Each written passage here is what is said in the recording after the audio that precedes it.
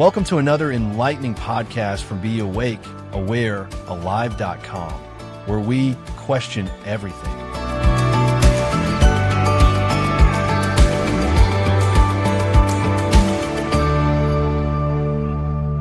When every cell in my body says, don't do something, how do I change that and just do it?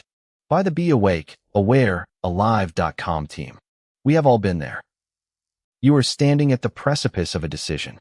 It could be sending a difficult email, walking into a networking event, pitching an idea to your boss, or finally starting that workout. You know, logically, that taking this action is good for you. It is the right thing to do.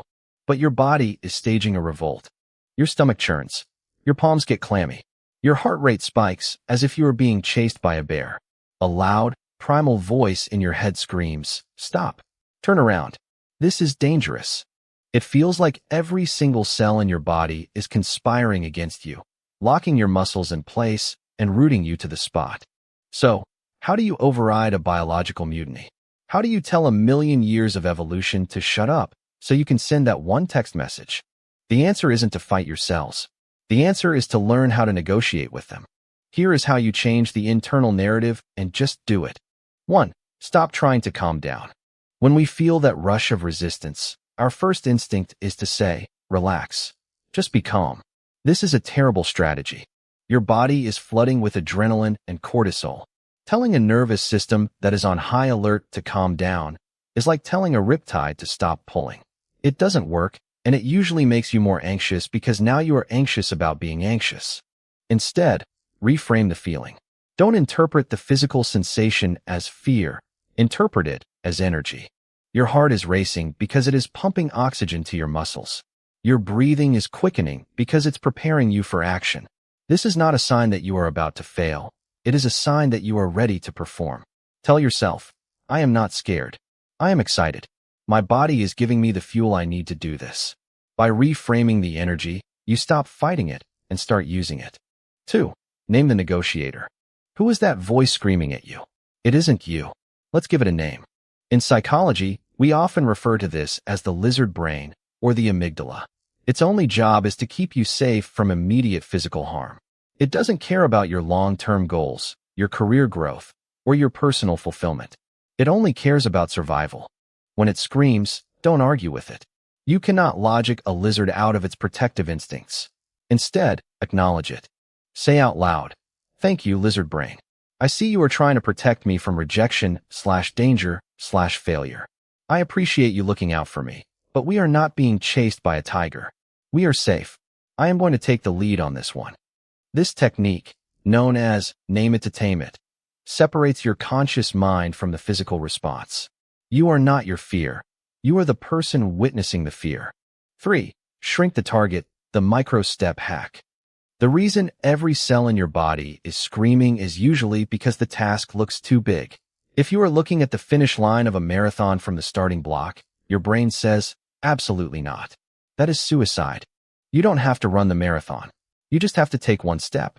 Change the goal. Don't think about writing the book. Think about opening the Word document. Don't think about having the difficult conversation. Think about dialing the phone number. Move the goalpost to a point where the resistance is 0. If your cells scream at the thought of an hour at the gym, tell yourself, I am just going to put on my shoes and walk to the front door. Once you are at the front door, the momentum of motion usually carries you the rest of the way. The hardest part of any action is the first 3 seconds. 4. Count down, not up. This is a classic tactic used by Navy SEALs and astronauts, and it works for a reason.